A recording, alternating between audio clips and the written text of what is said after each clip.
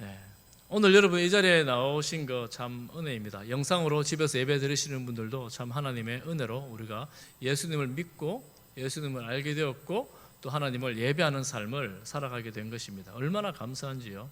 정말 감사드리지요. 우리에게 예수님을 믿는 마음을 주신 분이 바로 성령 하나님입니다. 성령님이십니다.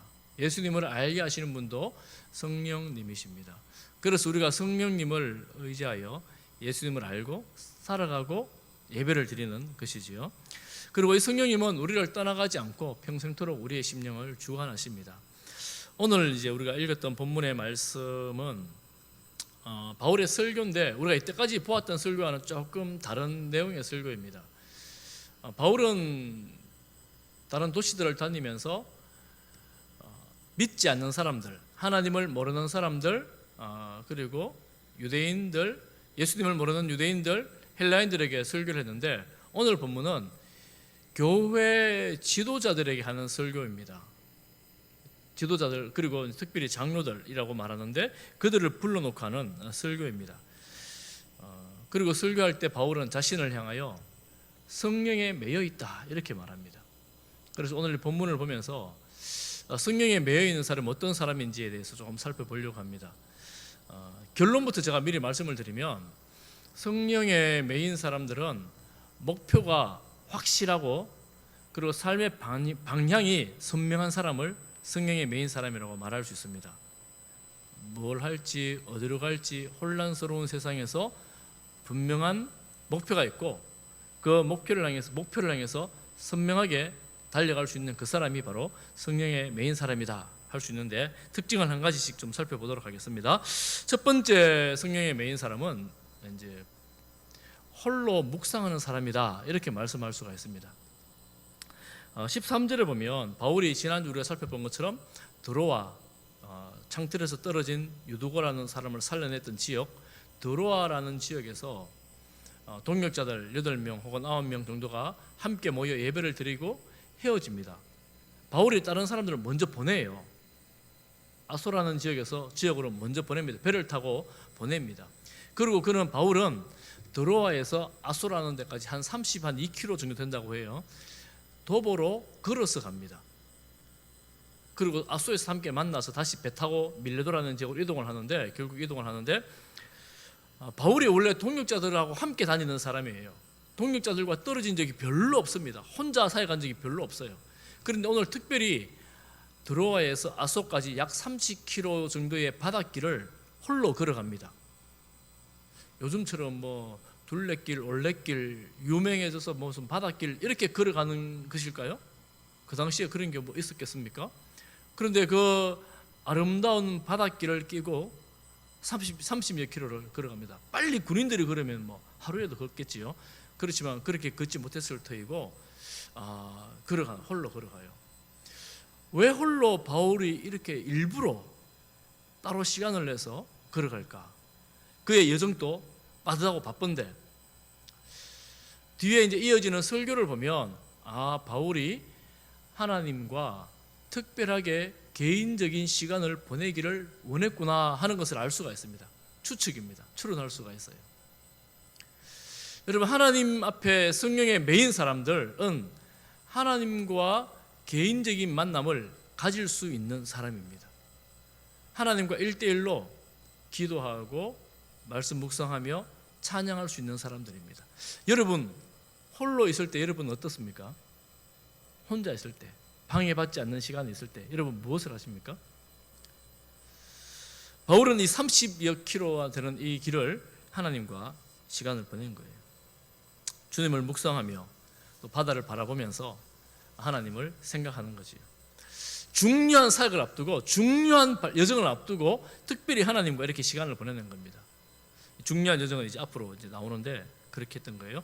예수님도 정말 바쁘고 힘든 삶을 하루하루를 바쁜 삶을 지냈지만 하나님과 함께 시간을 보냈습니다. 누가복음 6장 12절에 보면 예수님께서 기도하시러 산으로 가사 밤이 새도록 하나님께 기도하시고 그러면 다음날 아침에 일어나서 뭘 하시는가? 6장 13절에 보면 제자를 부르사 그 중에 12를 택하여 사도라 칭하셨으니 12 제자를 세우는 일에 그 전날 또 참 고된 사역을 하셨거든요. 밤새도록 산에서 기도하시고 12 제자를 세우셨어요. 제자 세우는 건 너무 중요한 일 아닙니까? 밤새도록 기도하시는 거예요. 여러분, 중요한 일을 앞두고 특별히 하나님을 꼭 만나시기를 바랍니다. 여러분, 인생에 중요한 계획을 앞두고 있다면 하나님과 만나는 시간을 반드시 가지셔야 합니다. 가지셔야 돼요. 그러면 중요한 일이 없으면 그러지 않아도 되는가? 그렇지 않습니다. 우리는 일상에서도 매일매일 여러분 하루 중에 최소한 한 20분에서 30분 정도 시간을 내서 성경을 읽고 기도함으로 하나님을 만나는 시간을 가지셔야 돼요. 하나님을 묵상하고 하나님을 생각하고 말씀을 묵상하는 그런 시간을 가지셔야 됩니다. 하루 중에 30분. 하루 중에 30분 쉽지라고 생각할 수 있을지 모르나 매일 한다는 것 해보면 쉽지 않습니다. 여러분, 그렇지만 꼭 가져야 합니다. 그리고 여러분, 일주일에 한 반나절 정도, 서너 시간 정도, 아니요 한두 시간만이라도 따로 떼내서 하나님을 만나고 말씀을 묵상하고 기도하고 찬양하는 시간을 여러분 삶 속에 집어넣어 놓으시기를 바랍니다. 따로 계획해 놓아야 돼요. 내가 시간 나면 해야지 그러면 하지 못합니다. 특별히 시간을 내서 두세 시간 정도 일주일에 하나님을 만나는 시간을 떼야 돼요. 한 달에 하루, 아니 한 달에 반나절만이라도 여러분 그 시간을 내가 따로 떼서 어느 주 토요일 오후는 내가 혼자 하나님을 만나리라.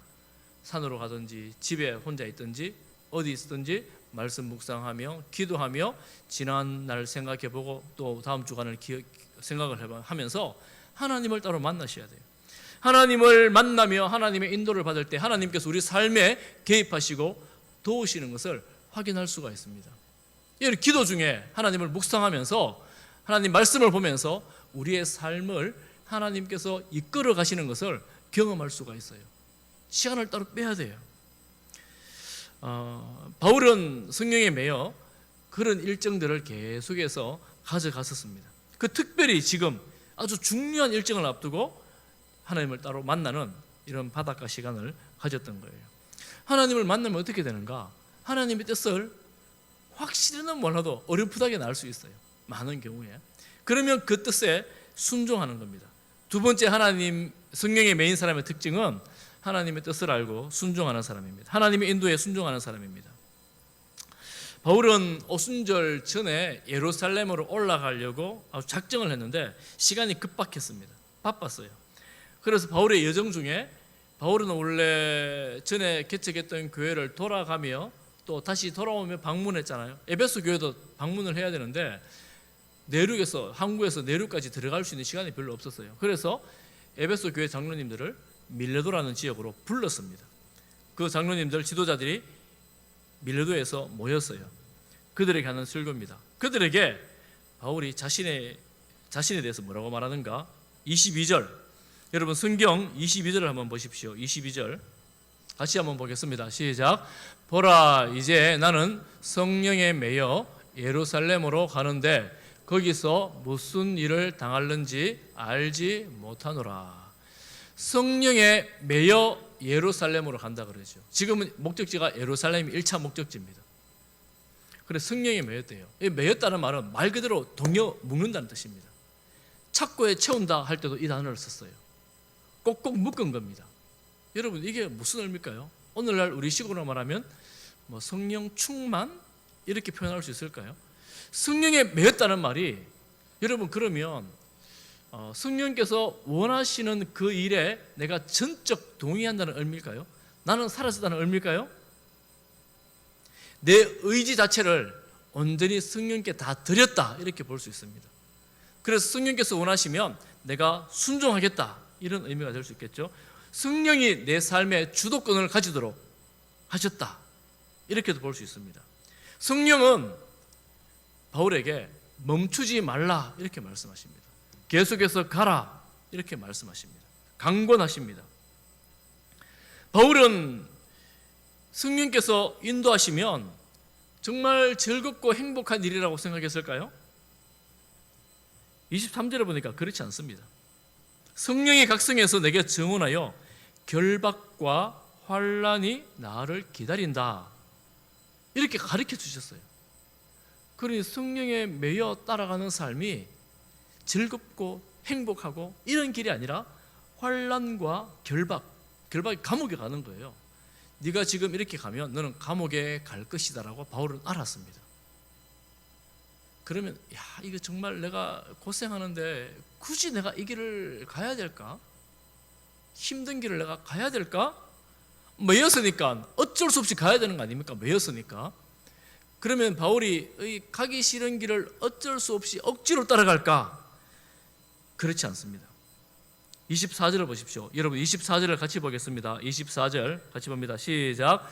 내가 달려갈 길과 주 예수께 받은 사명 곧 하나님의 은혜의 복음을 증언하는 일을 마치려 하면은 나의 생명조차 조금 더 귀한 것으로 여기지 아니하노라.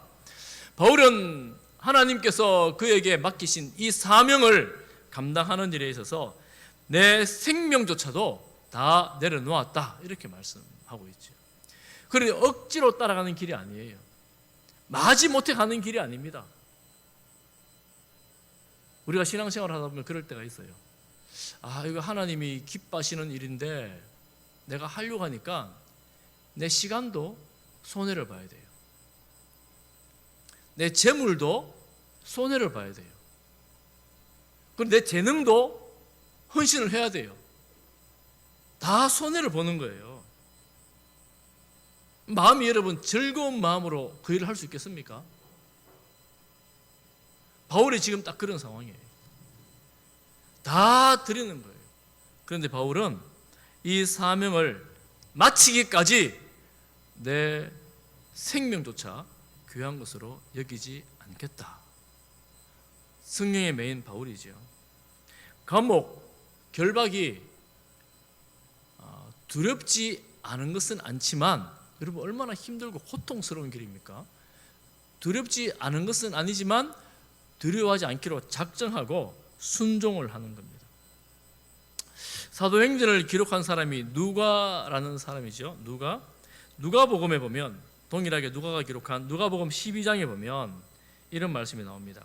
사람이 너희를 회당이나 위정자나 권세 있는 자 앞에 끌고 가거든 어떻게 무엇으로 대답하며 무엇으로 말할까 염려하지 말라.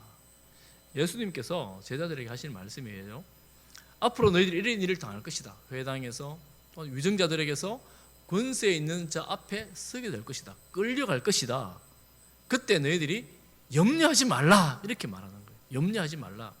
12절에 왜 염려하지 말라고 하시는가? 우리 12절 같이 볼까요? 시작. 마땅히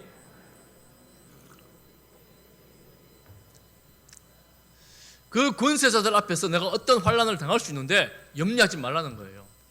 성령께서 할 말을 너희들에게 가르쳐 주실 것이다. 지금 바울이 딱 그 상황이 된 거예요. 내가 예루살렘으로 가면 결박을 당하고 감옥에 가거나 환난을 당하게 될 수 있는데 환난이 닥칠 텐데 염려하지 말라. 왜냐? 성령께서 가르쳐 주시고 인도해 주시기 때문이다. 할렐루야. 여러분 성령의 메인 인생 되기를 축복합니다.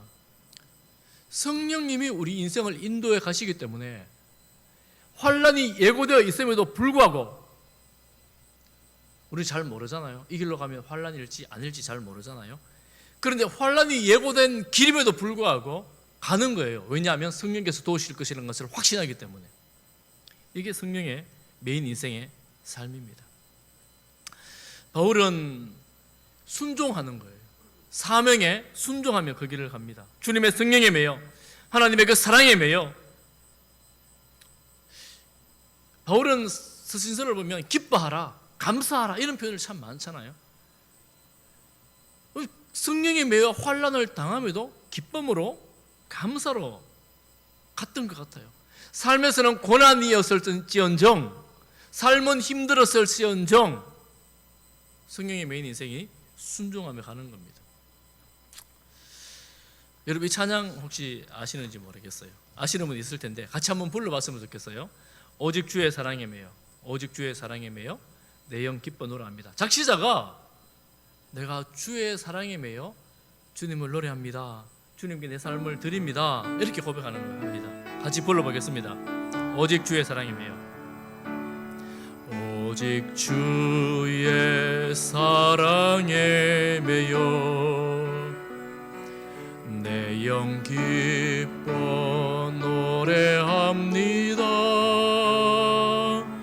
이 소망의 언덕 기쁨의 땅에서 주께 사랑 드립니다. 오직 주의 임재 안에 갇혀 내 영 기뻐 찬양합니다. 이 소명의 언덕 거룩한 땅에서 주께 경배드립니다. 주께서 주신 모든 은혜, 주께서 주신 모든 은혜, 나는 말할 수 없네. 내 영혼 즐거이 주 따르렵니다. 주께 내 삶 드림. 주께서 주신 모든 은혜, 주께서 주신 모든 은혜, 나는 말할 수 없네. 내 영혼 즐거이 주 따르렵니다. 주께 내 삶 드립니다.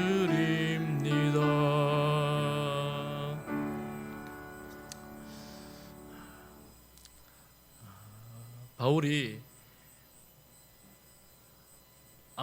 도로아에서 아소까지 가는 그 홀로 가는 그 길에 만약 아마 그때 찬양이 있었다면 이 찬양을 부르지 않았을까, 이 생각이 들어요.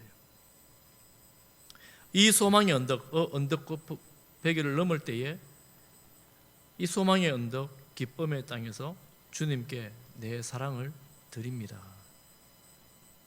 주님의 임재 안에 갇혀 내 영 기뻐합니다. 환난과 결박이 예고되어 있음에도 불구하고 주님의 그 임재 안에 내가 기뻐합니다. 이 소명의 언덕에서 주님 주신 사명 가지고 이 거룩한 땅에서 주님께 경배를 드립니다. 하나님, 내 힘으로 갈 수 없습니다. 주께서 주신 그 은혜로 내가 이 길을 걸어가겠습니다. 내 영혼 즐거이 주님을 따르겠습니다.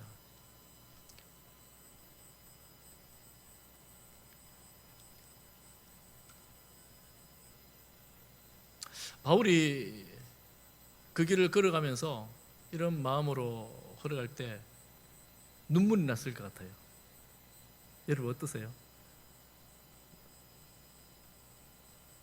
이 길이 고통스럽고 환난이 있는데 그럼에도 불구하고 주님 사랑에, 주님 은혜에 의지해서 성령께서 인도하시니 그 길을 가는 걸음이 눈물 났을 것 같아요. 어떤 눈물일까? 주님의 그 임재가 있을 때에 우리에게 흘러지는 눈물이 있습니다. 그것은 뭐냐면 내가 너를 알고 있다 하는 주님의 말씀입니다.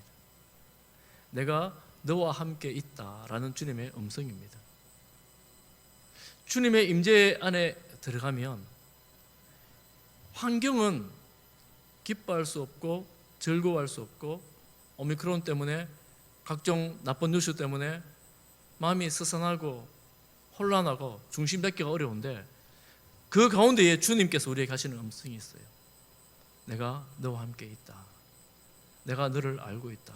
너의 고통을 알고 있다. 너의 혼란한 마음을 알고 있다. 걱정하지 말아라. 그때 주님 주시는 그 평안과 주님의 위로로 우리가 이 길을 걸어갈 수가 있습니다. 성령에 매여 있는 인생들은 그때 주시는 그 위로와 소망이 우리로 하여금 그 길을 걸어가게 하십니다.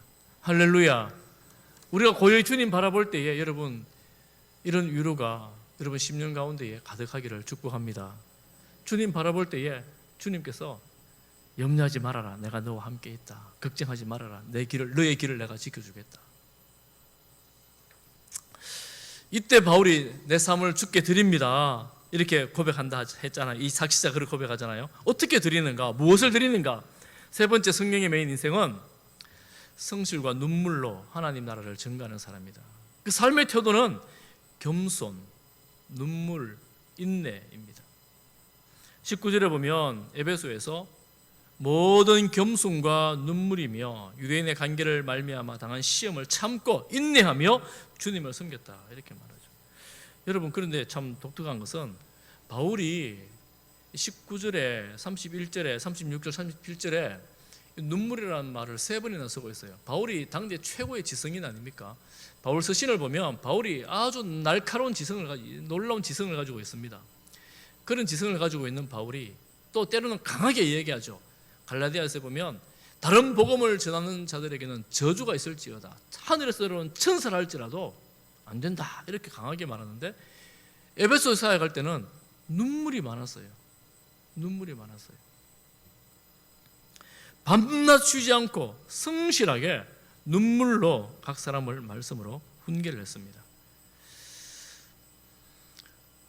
바울이 사역할 때 때로는 위로도 있었고 때로는 하나님의 도우심도 있었지만 눈앞에서는 동역자들이 떠나가기도 하고 눈앞에서는 박해하고 핍박하는 자들이 있었습니다. 그런 중에도 포기하거나 낙심하지 않고 눈물로 한 영혼 한 영혼을, 각 사람을 하나님의 말씀으로 가르쳤습니다. 20절에 보면 너희들에게 유익한 것 내가 다 어디서나 언제나 거리낌 없이 사람 눈치 안 보고 전했다 이렇게 말하죠. 그럼 무엇을 전했는가? 무엇을 전했는가? 21절에 보면 아주 구체적인 내용이 나와요. 무엇을 전했는가 하면 하나님께 대한 회개. 여러분, 우리가 예수님을 믿는다, 하나님을 믿는다라고 말할 때 첫 관문이 하나님을 향한 회개입니다. 그게 무슨 말일까요? 하나님을 하나님으로 인정하지 않고 모시지 않았던 것에 대해서 회개하는 거예요. 하나님, 이제 하나님을 아버지라 부르면서 하나님을 섬기겠습니다. 하나님을 떠나 살았습니다. 회개하는 거죠. 두 번째는 예수 그리스도를 믿는 믿음입니다. 주 예수 그리스도께 대한 믿음. 예수 그리스도의 십자가와 부활을 믿음으로 하나님께로 나아가지요.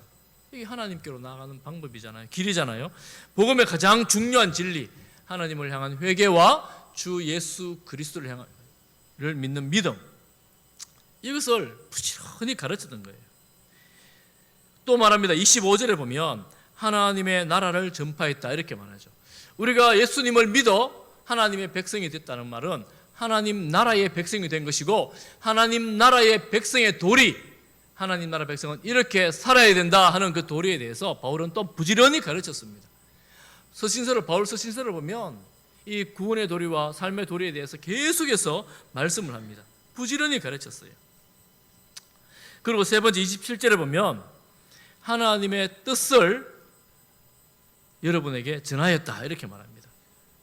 그런데 하나님의 뜻을 전하는데 27절에 보면 내가 꺼리지 않고 하나님의 뜻을 전했다 이렇게 말하죠. 꺼리지 않고. 하나님의 뜻은 하나님의 나라와 비슷하다고 생각할 수가 있습니다. 그런데 여러분, 예수 믿으면 복 받습니다, 이 메시지를 전하는데 왜 꺼리지 않고 전했다고 말할까요? 예수 믿으면 구원받습니다. 얼마나 좋은 메시지입니까? 복음, 기쁜 소식 아닙니까? 그런데 왜 꺼리지 않고 전했다고 할까요? 이 소식을 전하는데 바울은 뭔가 끄리낌이 있었어요. 뭔가 끄리낌이 있었어요. 주저되는 것이 있었습니다. 왜 주저했을까? 예수님을 믿으면 우리가 하나님의 백성, 하나님의 자녀로 구원받은 백성으로 살아갈 수 있습니다. 희망찬 메시지인데 바울의 지금 형편을 보면 환난, 감옥, 핍박, 이 감옥에서 예수 믿으면 복 받습니다 이렇게 전하면 그 사람이 니나 복 받으라 이렇게 아니에요. 무슨 그게 복된 소식이 되겠습니까? 환난 당하고 있는 그에게 예수 믿으면 구원받는다는 게 너나 구원받으라 이런 소리 들을 거 아닙니까? 여러분 어떠세요? 우리야 구원이 영원한 구원을 알고 있지만 그들에게 있어서 이 소식이, 이 복음이라는 것이, 예수님의 부활이, 사람이 어떻게 부활해? 예수 안 믿는 사람들에게 여러분 예수님 부활 전한다고 생각해 보세요. 그 사람들이 우와 정말 그랬냐고 막 믿고 그러겠습니까? 세상에 그런 일이 어디 있냐고 그럴 거 아닙니까? 이 복음 자체가 세상에서는 거리끼는 소식이에요. 다른 사람에게 별로 반갑지 않은 소식일 때가 대부분입니다. 그런데 바울은 이런 복음을, 이런 세상에서 거리끼는 복음을 담대하게 사람들 눈치 안 보고 담대하게 전했다고 이렇게 말씀을 합니다. 그래서 성령의 사람은 적당히 섞어 타협하지 않고 그냥 있는 대로, 복음을 있는 대로 이렇게 선포합니다. 그런데 놀랍게도 이 거리끼는 소식을 믿는 사람들이 생겼고, 믿는 사람들이 지금 교회 지도자가 되어 그 자리에 와 있는 거예요. 참 놀랍지요. 우리 인간적으로 생각해 보면 복음은 믿기가 어렵습니다.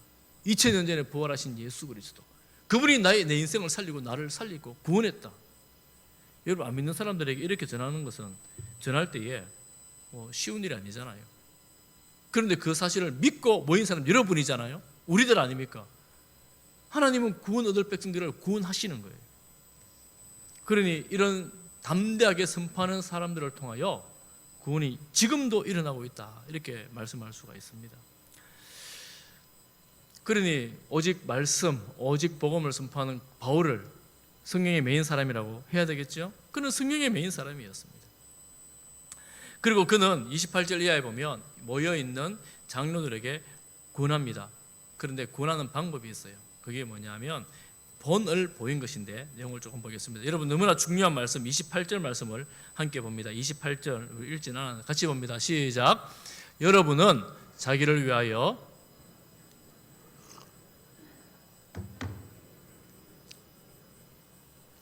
하나님이 자기 피로 사신 교회를 보살피게 하셨느니라. 28절에 여러분은 에베소 교회 장로들, 지도자들입니다.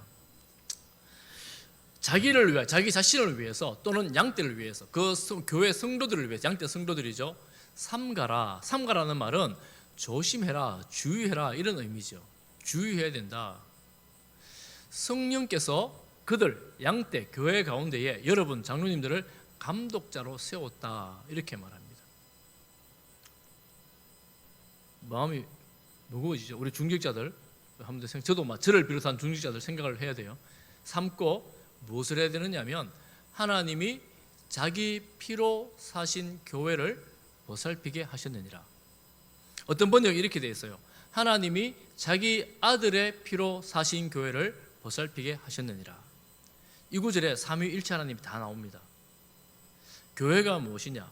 교회는 하나님이 아들 예수 그리스도의 피로 산 성도들입니다. 교회는 바로 여러분들이 교회예요. 교회. 에베소 교회 성도들이 교회입니다. 이 교회를 보살피기 위해서 교회 직분자를 세웠다, 이렇게 말씀합니다. 그러니 이 교회를 위해서, 이 성도들을 위해서 여러분 지도자들은 주의해라, 조심해라, 이렇게 말씀하고 있는 거예요. 여러분, 교회가 오늘 본문에 한 개 짚고 넘어갈 일은 뭐냐, 말씀은 뭐냐면 교회의 소유가 누구에게 있는가 하는 것입니다. 오늘 본 것처럼 하나님이 자기 아들의 피로 사신 교회, 그리고 성령께서 세우신 지도자들을 통해서 돌보게 하신 교회, 하나님 아버지, 아들 예수님, 성령 하나님, 교회의 소유는 하나님이십니다. 하나님이 소유권자이시기에 하나님의 뜻을 분별하고 하나님의 뜻을 추구하고 하나님의 뜻을 알고 순종하는 것, 이것이 우리 성도들, 지도자들의 1순위입니다. 가장 중요한 것입니다. 그러니 철저하게 하나님이 무엇을 원하시는가를 끊임없이 물어야 해요. 교회는 갈등이 있거나 힘든 일이 있을 때에 이 문제를 어떻게 해결을 해야 될지 우리가 인간적으로도 생각해야 되겠지만 1순위는 하나님 어떻게 할까요? 하나님 무엇을 할까요? 하나님의 뜻이 무엇입니까? 정말 계속해서 묻고 그 뜻이 하나님의 뜻이라면 기꺼이 순종하는 것이지. 교회의 주인은 하나님이시다 하는 것입니다. 그러면 교회 지도자들의 정체성은 무엇이냐? 오늘 이렇게 말씀하죠. 양떼를 돌보듯 돌보는 것입니다. 양떼를 돌보듯 돌보는 거예요. 지금 이 교회 지도자, 오늘날로 말하면 중직자들을 말하는데요. 중직자들의 정체성이 선명하게 드러납니다. 교회 성도들을 돌보는 겁니다. 여러분, 목동이 양을 돌볼 때 어떻게 돌볼까요? 두 가지 방법이 있습니다. 여러 가지 방법이 있지만 두 가지. 첫 번째는 잘 먹이는 겁니다. 잘 먹여야 돼요. 말씀으로 여러 가지로 잘 먹여야 됩니다. 그리고 목동들은 좋은 목초지를 찾아 여기도 다니고 저기도 다니고 이런 방법도 써보고 잘 먹도록 애를 쓰지요. 어떻게든 먹이도록 애를 씁니다. 또 한 가지 방법은 뭐냐면 이리로부터 지키는 것입니다. 늑대로부터, 악한 짐승으로부터 보호하는 겁니다. 그러니까 교회를 돌보고 성도를 돌본다라는 표현은 나쁜 것들이, 악한 것들이, 잘못된 교훈이 들어오지 못하도록 성도를 지키는 것이고 영적으로 풍성하도록 돌보는 것입니다. 교회 지도자들, 중직자들의 정체성이 이거다 하는 것을 우리가 잘 알고 성도들을 돌보는 그런 삶을 살아가야 합니다. 왜 이렇게 지금 목동의 비유를 하면서 정체성을 말씀하느냐 하면 이어지는 구절에 보니까 내가 떠나면, 바울이 떠나면 이리가 들어올 것이다. 29절에 사나운 이리가 여러분들에게 들어와서 양떼를 아끼지 않을 것이다.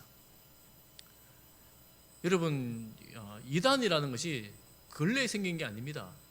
초대교회 그때부터 벌써 이단이 있었어요. 그래서 교회마다 들어와서 교회를 힘들게 하고 어렵게 했습니다. 그거 지켜내라는 거예요. 그리고 충격적인 말씀이 한 가지 나옵니다. 30절에 보십시오. 30절에 또한 여러분 중에서도 제자들을 끌어 자기를 따르게 하려고 어그러진 말을 하는 사람들이 일어날 줄을 내가 아노라. 여러분, 이게 무슨 말입니까? 지금 교회 안에 이단이 밖에서 들어올 뿐만 아니라 여러분 중에서, 교회 중직자들 여러분 안에서 제자들을 끌어 자기 편을 만들려고 어그러진 말을 하는 사람들이 일어날 것이다. 이렇게 말하고 있죠. 충격적인 내용이잖아요. 어떻게 교회 안에서 중직자가 그럴 수가 있나. 그렇지만 우리는 오늘날 교회뿐만 아니라 과거 교회에서 많이 봤어요. 이미 어그러진 말로, 바른 말 아닌 걸로, 하나님 뜻 아닌 걸로 교회를 흔드는 예가 있습니다. 어떻게 흔드느냐 하면 자기 편 사람을 만들어서 자기를 따르게 하려고 지금 그렇게 말씀하죠. 그러니까 우리가, 여러분, 교회가 어려워질 때가 언제냐 하면 내 사람 만들기 시작할 때 어려워지는 거예요. 내 사람 만들려고 작정할 때. 우리는 누구 사람 만들어야 돼요? 하나님 사람이 돼야 돼요. 우리가 어디에 물어야 돼요? 하나님께 물어야 돼요. 누구에게 물어야 돼요? 내가 하나님 뜻 잘 모르면 하나님하고 가까운 사람에게 가서 묻고 의논하고 하나님께서 무엇을 원하는지를 찾아야 되는데 내 편 자꾸 모으면 교회가 어려워지기 시작하는 거예요. 어려운 대부분의 교회들이 다 분당이 생기고 그렇게 되는 거예요. 하나님께 묻는 거예요. 하나님의 사람이 되어야 하는 겁니다. 바울은 그때 벌써 벌써 분당을 짓고 하는 유대인들에 의해서 힘들어했습니다. 바울을 죽이려는 사람들이 곳곳에 있었습니다. 그 뒤에도 시련과 환란이 있을 거라고, 감옥에 가게 될 거라고 이런 말들 하잖아요. 그러니 바울이 어떻게 사역하는가? 기억하라고 말하는데요. 자, 이 말씀을 가만히 보십시오. 기억하라고 말하는데 31절에 보면 여러분이 깨어나서 내가 3년이나 밤낮 쉬지 않고 눈물로 각 사람을 훈계하는 것을 기억하라. 바울의 사역을 기억하라는 것이고 훈계했던 내용들을 기억하라는 겁니다. 내가 어떻게 성도를 섬겼는가, 내가 여러분을 어떻게 섬겼는지 여러분 기억해라. 말씀으로, 기도로, 눈물로 여러분을 섬겼는 것들을 여러분 기억해라. 이렇게 말합니다. 그 말씀을 또한 기억하라는 거죠. 그리고 바울은 또 한 가지 특별한 말씀을 하는데요. 32절, 여러분 32절을 같이 한번 읽어보겠습니다. 32절입니다. 시작. 지금 내가 여러분을 주와 및 그 은혜의 말씀에 부탁하노니 그 말씀이 여러분을 능히 든든히 세우사 거룩하게 하심을 입은 모든 자 가운데 기업이 있게 하시리라. 바울은 이 장로님들을, 이 지도자들을, 여러분을 주님께 그리고 그 은혜의 말씀에 맡긴다 이렇게 말합니다. 다른 사람에게 맡기지 않아요. 내가 다음에 에베소 교회를 디모데에게 맡길 건데 디모데가 여러분을 할 것이다, 이렇게 말하지 않습니다. 여러분을 주님께 주의 말씀에 맡긴다. 그 말씀이 어떻게 해요? 여러분을 든든하게 세우실 것이다. 그리고 거룩하게 하심을 이번 다음 모든 세대의 기업을 있게 할 것이다. 여러분, 그 교회의 원리가 바로 여기에 있습니다. 교회의 중요한 원리가 여기에 있어요. 하나님의 말씀을 묵상해야 되는 이유가 바로 여기에 있습니다. 여러분, 혼란스러울 때가 있어요. 야, 이거 어떻게 하지? 이 일을 어떻게 해야 되지? 이 문제를 어떻게 해결하지? 혹은 앞으로 이 사건을 어떻게 해결해야 되나? 혼란스러울 때가 있어요. 여러분, 혼란스러울 때에 우리가 정신을 차리지 않으면 이리들의 소리가 더 커집니다. 또 자기 목소리로 들으라고 하는 사람들의 소리가 커지기 시작해요.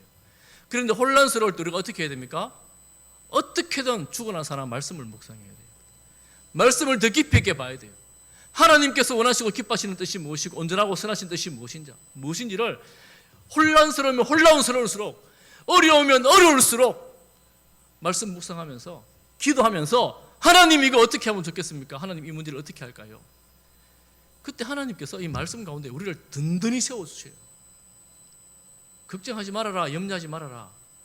이 상황은 그렇지 않은데 든든히 세워준다고 말씀하잖아요.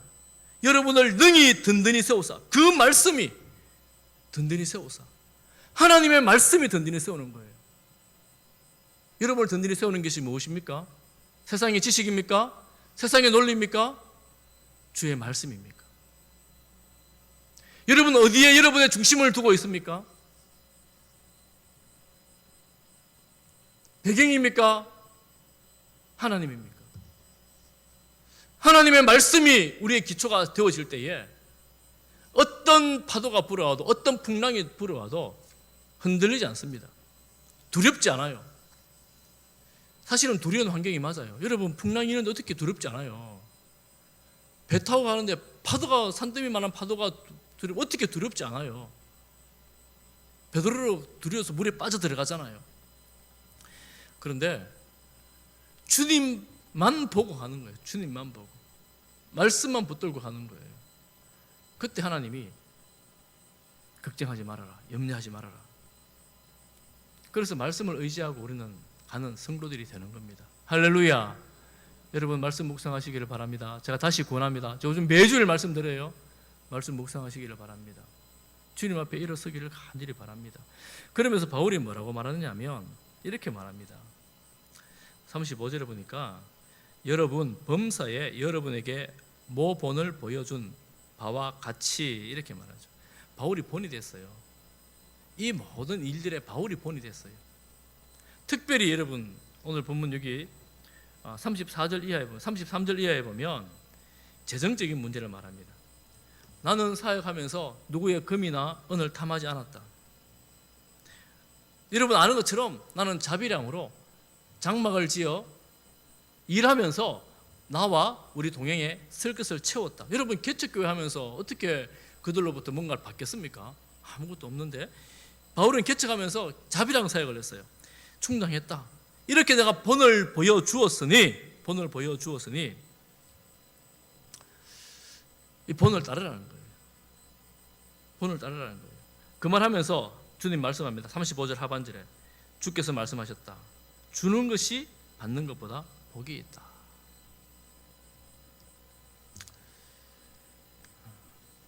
이런 본들을 보고 바울을 통해 배워라, 나를 통해 배워라, 이렇게 지금 바울이 말씀을 하고 있습니다. 참 이 바울의 본을 따르기가 쉽지 않지만 이렇게 도전을 합니다. 한 가지 인상적인 것이 있어요. 여러분, 바울이 에베소에서 사역할 때 에베소에 어떤 기적들이 있었습니까? 기적들이 났잖아요. 수건을 환자의 몸에 올려놓으니까 환자의 병이 떠나갔어요. 그 일할 때 쓴 앞치마를 귀신 들린 사람한테 올려놓으니까 악한 귀신이 떠나갔어요. 정말 대단한 기적 아닙니까? 그리고 에베소 도시가 흔들리는 대규모 시위가 있었잖아요. 그 시위가 정말 기적같이 하나님 안에서 잠잠하게 됐잖아요. 그런 시위를 뚫고 나온 바울 아닙니까? 그러면 바울이 이 장로들이 할 만하잖아요. 너희들 다 봤지 않느냐? 귀신이 떠나가고 병자들이 낫고 시위가 잠잠하게 되는 건 너희 봤지 않느냐? 그럼 바울은 그걸 기억하라고 말하지 않습니다. 인간 같으면, 사람 같으면, 야, 하나님이 그렇게 했잖아, 나를 통해 그렇게 했잖아, 그걸 너희들 기억해라, 이렇게 말할 수 있지 않습니까? 근데 그렇게 말하지 않아요. 오직 섬긴 것, 말씀을 가르친 것, 가르쳤던 말씀, 그것을 기억하라고 말합니다. 그것을 기억하라고 말합니다. 사랑하는 성도 여러분, 우리가 주님 말씀 안에서 말씀을 기억하면서 하루하루 승리하는 발걸음 되기를 간절히 바랍니다. 그리고 마지막으로 첫 번째, 제가 바울이 묵상하는 사람, 홀로 묵상하는 사람이라고 그랬는데, 마지막 성령의 메인 사람은 함께 기도하는 사람입니다. 함께 기도하는 사람이에요. 바울은 이제 이 지도자들과 헤어지면서 무릎을 꿇고 함께 기도하니, 함께 다 크게 울면서 인사를 합니다. 나눔 인사를 합니다. 이별을 합니다. 다시 이 길로 오지 않을 것에 대해서 아쉬워하면서 이별을 합니다. 사랑하는 성도 여러분, 지금 바울이 지금 이별하잖아요. 이별하는 성도들 앞에서, 지도자들 앞에서 자기 이야기를 이렇게 많이 했습니다. 이런 바울이 그들 기억에 남겠지요. 우리 다 이별을 합니다. 성도들은 다 언젠가 한번 이별하잖아요. 한번 다 이 세상을 떠나잖아요.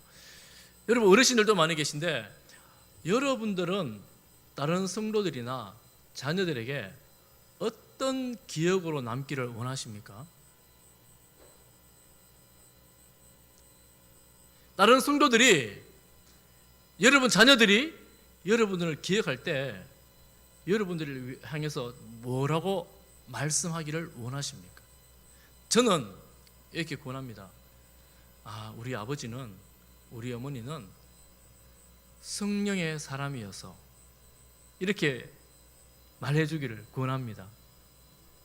그런데 이런 말을 들을 자녀들이 잘 하기가 어렵잖아요. 이렇게 말할 수 있겠죠. 우리 아버지, 우리 어머니는 하나님을 정말 사랑하는 사람이었어.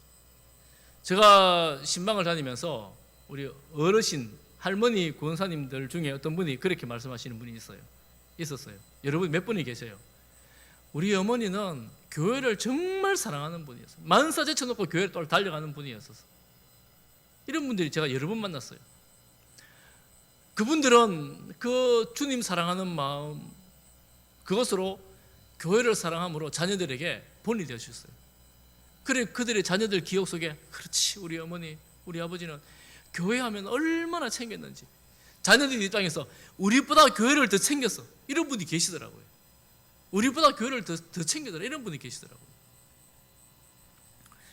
저는 우리 사랑하는 우리 모든 성지의 우리 가족들, 여러분들, 우리 어르신들 뿐만 아니라 우리 모든 성도님들이 성령의 메인 사람, 표현하기 어려우면 하나님을 사랑하고, 정말 하나님을 사랑하는 것이 성경 읽는 걸로, 기도하는 걸로, 또 찬송을 하는 걸로, 예배드리는 걸로 자녀들의 눈에 비춰지고 이웃들의 눈에 비춰져 가지고, 저 사람은 저렇게 힘들고 어려운데도 교회는 그렇게 안 빠지고 열심히 다니더라.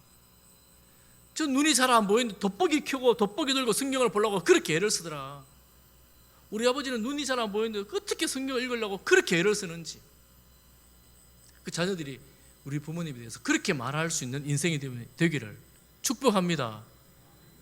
그래서 불러 모아놓고 함께 예배드리고, 함께 기도하고, 함께 사랑한다고 말하고, 우리가 하나님 사랑하자라고 말하고, 따로 유언하지 않아도, 그래, 우리 아버지, 우리 어머니가 그렇게 사랑했던 우리 하나님, 나도 사랑하며 살아야 되겠다, 이런 결단으로 살아갈 수 있도록, 사랑하는 성도 여러분, 주님 사랑하는 성령의 메인 성도들 되시기를 축복합니다.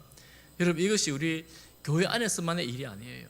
여러분 직장에서 동료들이 볼 때도, 여러분 가정에서 자녀들이 볼 때도, 집에서 이웃들이 볼 때도, 저 사람은 하나님을 정말 사랑하는 사람 같아, 정말 성실한 사람이야, 거짓이 없는 사람이야, 이런 이야기를 들으면서 주의 복음을 말로, 행실로 전하는 우리 성도들 되시기를 주님의 이름으로 축복합니다. 기도하겠습니다. 하나님 아버지, 우리가 우리 삶의 소망 되시는 예수 그리스도 분명한 목표로 삼고 주님 방향 잡고 흔들리지 않는 그런 성령의 메인 성도들이 다 되게 하여 주옵소서. 예수님 이름으로 기도합니다. 아멘. 아멘.